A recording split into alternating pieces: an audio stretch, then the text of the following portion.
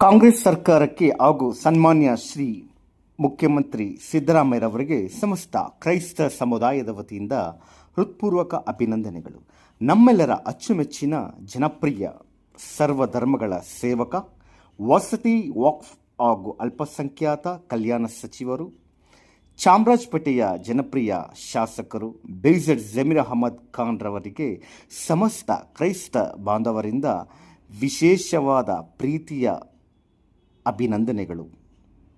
ಈ ಒಂದು ಸಮಸ್ತ ಕ್ರಿಶ್ಚಿಯನ್ ಅಭಿವೃದ್ಧಿ ನಿಗಮ ಮಂಡಳಿಯ ಸಿಂಹಪಾಲು ಅವರಿಗೆ ಸಲ್ಲುತ್ತೆ.